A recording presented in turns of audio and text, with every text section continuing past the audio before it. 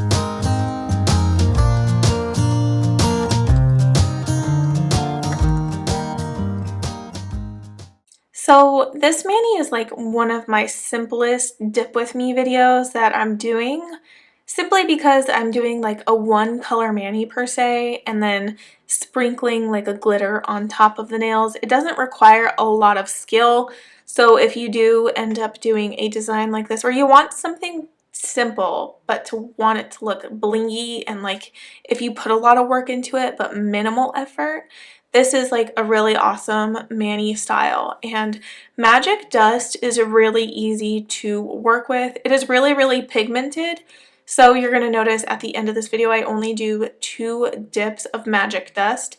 And the first layer, after I dust it all off, it even looks kind of sparse. You can see there's a bunch of blank spots because, well, it dried really fast on the peel base. So this second layer though, it is full coverage, but I do encapsulate in clear dip powder too to ensure that I don't buff through the black color and I don't ruin any of the shimmer that is in Magic Dust, and I don't tarnish the glitter that I sprinkle on my accent nails. But yeah, I really do like this mani and how simple it is to do.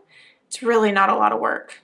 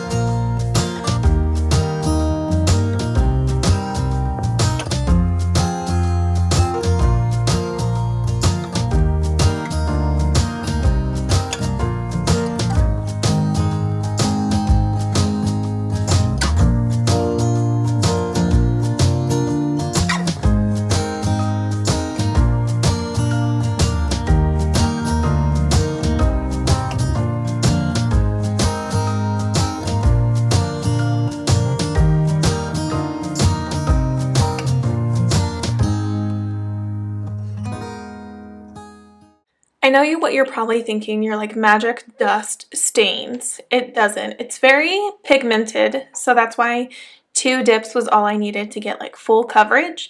And when I dust it off, you can tell that like it's stuck to my brush, there's pigment stuck to my skin and all that. But all I have to do is take rubbing alcohol and either a lint-free wipe or a paper towel and really just wipe off my skin in order to get all that excess pigment off. So if this is happening to you and you're like, why is there so much staining on my skin? Don't worry, do not take acetone to it because you might accidentally get the acetone on your nail and ruin the dip powder. Just take some rubbing alcohol and you'll see it like wipes right off and your skin will look just like normal.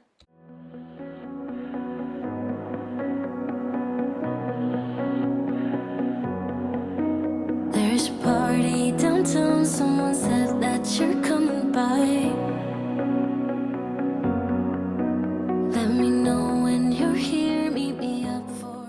So I'm going to be a little more chatty now. So it's time to take Let Freedom Bling out and do some like ombre action. I am going to use an eyeshadow brush. So if you're new to like ombreing, the easiest way to do it is to take like an eyeshadow brush. This one is from e.l.f. You can find them at the Dollar Tree. You can find them at Walmart, Target, Amazon, whatever, wherever. They're really, really cheap, like $1 to $2 a brush. So you just put base bond on your nail and then dunk your brush in the powder and then tap, tap, tap. So I was trying to do an ombre on this nail and realized like I was getting like a little too much glitter. It was like a little too dense for my liking. So I'm actually going to end up doing like a full nail. But none of the stars were sticking to the brush on this ombre. So I have to manually place them on my nail, which is completely fine. Like, it makes me happier when I have to manually place them myself because I get to decide where the stars fall instead of me tapping and they fall like in random places too close to each other, you know, all on one side of the nail. So I'm totally okay with individually placing them myself. And then this glitter actually has like hexagon shaped glitter pieces. They're really, really tiny, but they're a little bit larger than the fine small hollows. So I am kind of like randomly picking up whatever fell around my jar and placing those hexagon shapes. And then I'm sprinkling a little bit more to fill the void near my cuticle area that I didn't place early on. So that's all I'm doing. And then when I do my ring finger, that one's actually going to be the actual ombre. The middle finger turned out to be like a full-on sprinkle because I didn't want to cover the nail completely and make it fully silver. I wanted the black to peek through and the silver just to be like an accent, like a starry night on top of the black background. So you'll notice here the ring finger, I am like moving around the stars. They did fall off the brush perfectly. I just moved them around to look a little more symmetrical and appealing to the eye. And that's about it. Like literally, this is as simple as it is.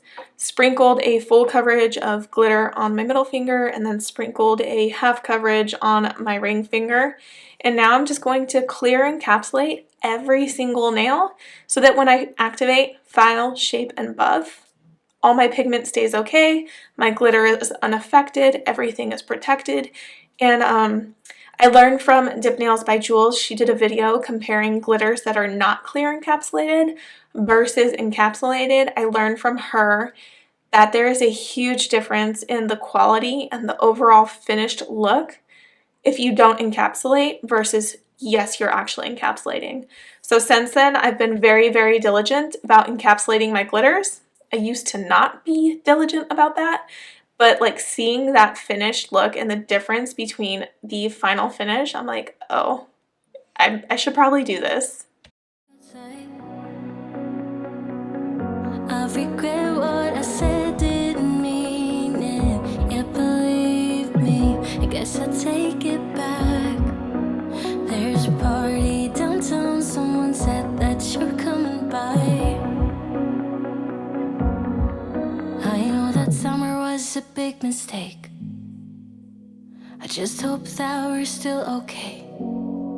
You always pick me up and let me down. We're spinning around, losing our minds. Damned if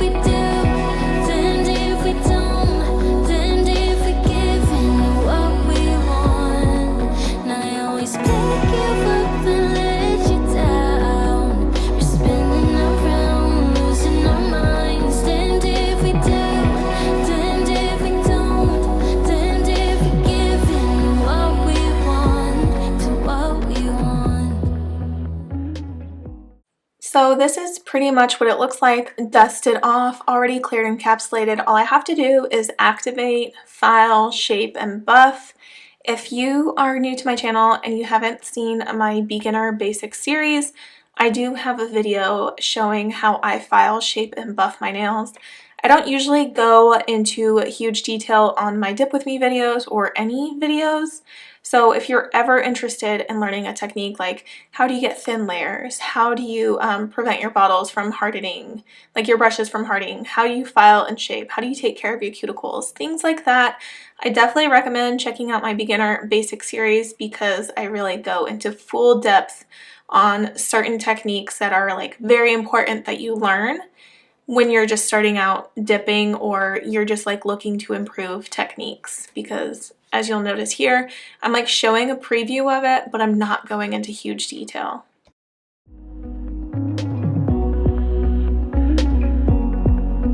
There's a party downtown, we are drunk and the music's loud.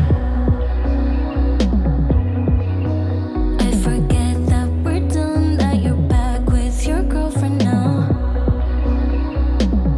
For a minute, I'm back with... Now that I've done that, I'm just cleansing off my nails to make sure there is no dust on them, because when you file, shape, and buff, things do get pretty dusty. So you want to make sure before you go and top coat that all of your nails are like completely clean. And then that's when you can go ahead and activate again. If you don't like doing like the whole rubbing alcohol thing, you can definitely go to your sink and use dish soap and hot water. So this is what they look like fully activated. It's been a couple of minutes actually. So now that I've activated them, I'm just being a stickler here and taking rubbing alcohol again and removing any excess activator that might not have been absorbed into the dip powder. And then I'm going to go on with my top coat. Because if you are not familiar with dip liquids, the reaction between a dip top coat and activator is pretty strong. It can either turn into the perfect chemical reaction and harden your, obviously make a glossy nail, or it can harden your brush. So too much activator hardens your brush. The right amount creates the perfect chemical reaction to give you a glossy top coat.